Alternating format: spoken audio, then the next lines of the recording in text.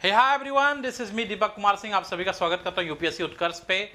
पाकिस्तान ने अभी जाहिर एक बहुत अच्छी बात बोली है, और अच्छी बात क्यों है? क्योंकि पाकिस्तान खुद हमें न्योता दे रहा है कि आ बैल मुझे मार। जी हाँ, कुछ ऐसी बात जो है कहीं ना कहीं देखने को मिल रही है। पाकिस्तान ने कहा कि हम शिमले समझौते को सस्पेंड कर रहे हैं, क्योंकि पहलगाम में जो इशू हुआ उसके चलते भारत ने जो भी प्रतिक्रिया दिखाई, उस एक्शन के मतलब प्रतिक्रिया के ठीक है बदले में जो उन्होंने एक रिएक्शन दिया, उसमें इन्होंने शिमला समझौते की बात कही। यहाँ पर ये जानना बेहद जरूरी हो जाता है कि शिमला समझौता आखिर है क्या, और आखिर शिमला समझौता क्यों आखिर बार बार पाकिस्तान इसकी बात करता है। और शिमला समझौते का उल्लंघन करने वाला तो पाकिस्तान खुद ही रहा है।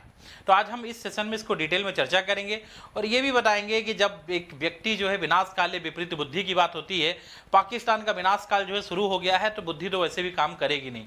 तो आइए चर्चा करेंगे इसमें। सबसे पहले तो मैं आपको बता दूं, मैं इसमें ये क्यों कहना चाह रहा हूँ कि अब एलओसी खत्म वाली बात क्यों आ रही है, क्योंकि शिमला समझौते के तहत ही लाइन ऑफ एक्चुअल कंट्रोल जो था वो डिसाइड हुआ, और शिमला समझौता ही 1971 के युद्ध के बाद, जो कि बांग्लादेश की आज़ादी अगर देखा जाए तो उसका परिणाम था।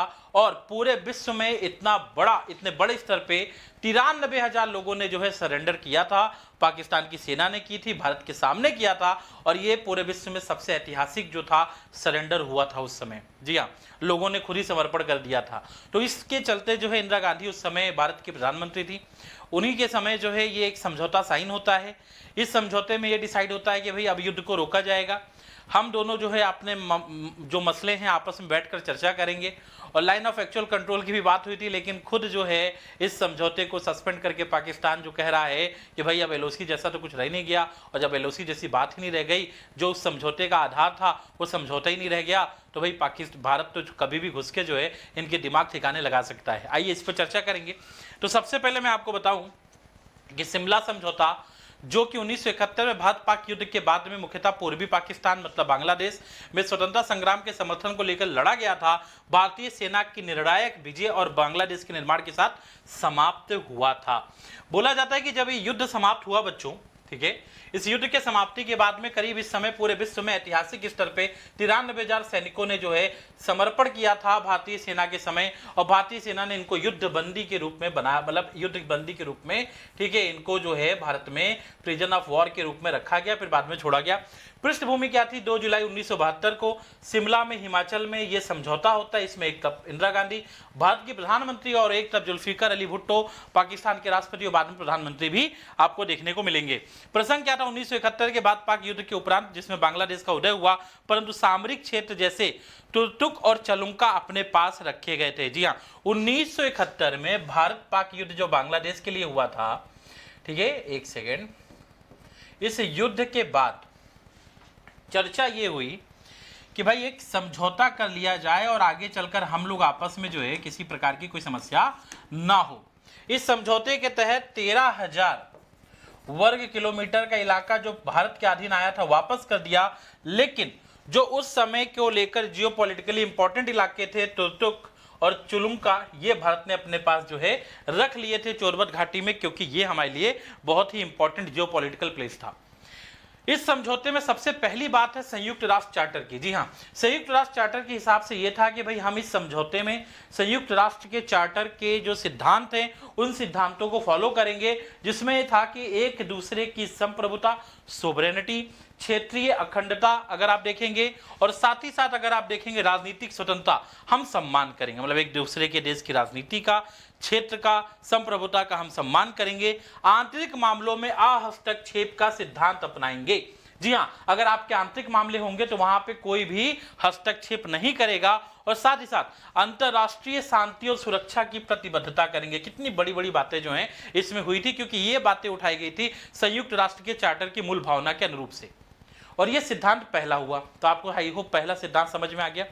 दूसरा सिद्धांत यहाँ पे था द्विपक्षीय सिद्धांत। द्विपक्षीय सिद्धांत में यह था कि मान लो भविष्य में कभी हमारे आपके बीच में कोई मामला होता है, जैसे जम्मू कश्मीर का मामला है, तो हम ये आपस में बैठ के सुलझाएंगे, कोई तीसरा नहीं आएगा, ठीक है, और कोई तीसरे को हस्तक्षेप भी नहीं करने का देंगे, और खासकर अगर आप देखेंगे तो विशेषकर अमेरिका को नहीं आने देंगे।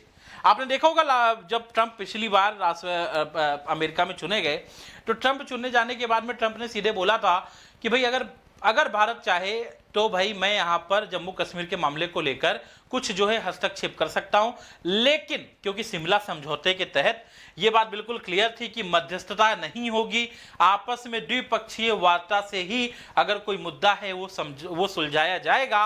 और इस तरीके से अगर आप देखेंगे तो कश्मीर जैसे मुद्दे भी द्विपक्षीय समझौते पर आ गए, जिनमें किसी भी तीसरे देश का हस्तक्षेप स्वीकार नहीं किया जाएगा।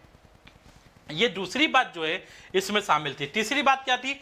एक तरफा कार्रवाई, मतलब कोई भी पक्ष स्थिति को एक तरफा नहीं बदलेगा। अगर कोई बदलाव होगा आपस में तो दोनों पक्षों की चर्चा के तहत होगा। कोई भी पक्ष एक तरफा किसी भी स्थिति में बदलाव नहीं करेगा और जो कि शांतिपूर्ण संबंधों के लिए क्या हो, हानिकारक हो। भविष्य में ऐसा ना हो कि एक पक्ष के द्वारा कोई बदलाव किया जाए और जिसकी वजह से शांति खराब हो और युद्ध की जो कंडीशन वो बन जाए।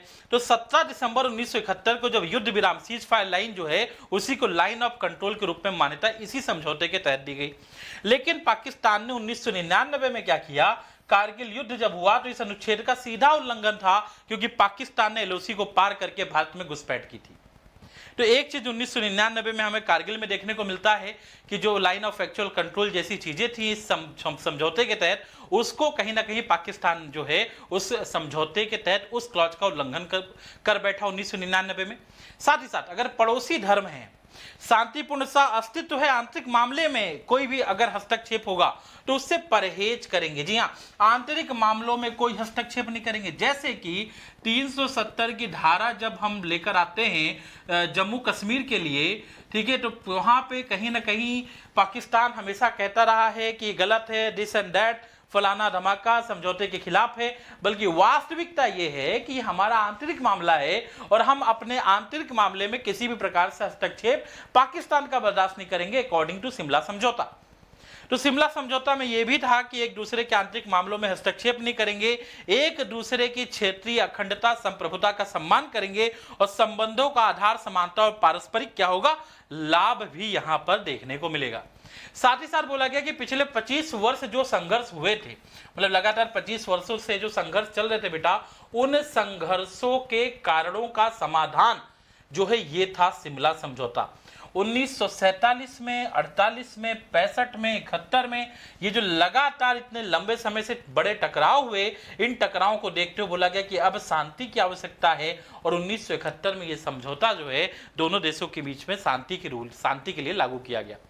इस समझौते में छठी बात यह थी कि संयुक्त राष्ट्र के चार्टर 2, ठीक है, 4 के अनुरूप कोई भी देश एक दूसरे के विरुद्ध ना तो बल प्रयोग करेगा और ना तो धमकी देगा। ये भी इसी शिमला समझौते के तहत रखी गई थी। यह शांति स्थापना के लिए एक मूलभूत शर्त थी, लेकिन इसके उल्लंघन कई बार हो चुके हैं। कारगिल, सीमावर्ती गोलीबारी और आतंकवादी गतिविधियों के द्वारा पाकिस्तान लगातार जो है इसके लिए कहीं ना कहीं इसके जो प्रावधान थे शिमला समझौते का उसका उल्लंघन कर रहा है। साथ ही साथ जम्मू कश्मीर पर प्रावधान की बात करूं तो 17 दिसंबर 1971 को युद्ध विराम की लाइन ऑफ कंट्रोल के रूप में जो है मान्यता दी गई, ताकि जम्मू कश्मीर में जो घुसपैठ थी इसको रोका जा सके। दोनों पक्षों ने इस रेखा को बलपूर्वक बदलने का प्रयास न करने का संकल्प लिया था और कश्मीर मुद्दे का अंतिम समाधान जो है भविष्य में आपसी बातचीत से संभालने की बात हुई थी। लेकिन भारत में सरकार बदलती है, सरकार के द्वारा जो है 370 और बाकी परिवर्तन करते हुए और जम्मू कश्मीर जो है उसमें उसे एक यूनियन टेरिटरी के रूप में बनाया जाता है और भारत के क्षेत्र आंतरिक क्षेत्र के रूप में कहीं ना कहीं देखा जाता है। अब आगे क्या डिसीजन होंगे क्या नहीं, लेकिन शिमला समझौते के तहत जो भी मुख्य प्रावधान थे मैंने आपको बता दिए। इन्हीं प्रावधानों को अगर कहीं पाकिस्तान सस्पेंड करता है तो ये प्रावधान जो है समाप्त होंगे। इसमें एक ये भी मुसीबत होगी कि लाइन ऑफ एक्चुअल कंट्रोल जो सीज फायर बना हुआ था वह समाप्त हो जाना है और फिर तो भाई पाकिस्तान ही देखे किधर भागेगा वो। जी हाँ, चलिए आगे। अब लास्ट क्वेश्चन मैं आपको दे रहा हूं। पिछले वाले क्वेश्चन का आंसर आप लोगों ने बिल्कुल सही दिया, तो उसमें ये होगा। आज आपको चैट बॉक्स में इस क्वेश्चन का आंसर देना है कि भाई इसका सही उत्तर क्या होगा। ऐसी सीरीज में मैं अगले क्वेश्चन जो अभी अगली सीरीज आती रहेंगी उनमें मैं आपको बताता रहूंगा कि भाई पिछले क्वेश्चन का आंसर क्या था। ठीक है, सिंधु जल समझौते में आप सभी ने ए आंसर करेक्ट दिया है। अब आपको बताना है कि इस क्वेश्चन का आंसर क्या होगा। ठीक है, I am waiting for your response. Comment box में लिखेंगे कि इसका करेक्ट आंसर क्या होगा। थैंक यू सो मच, फिर मिलेंगे अगले सेशन में।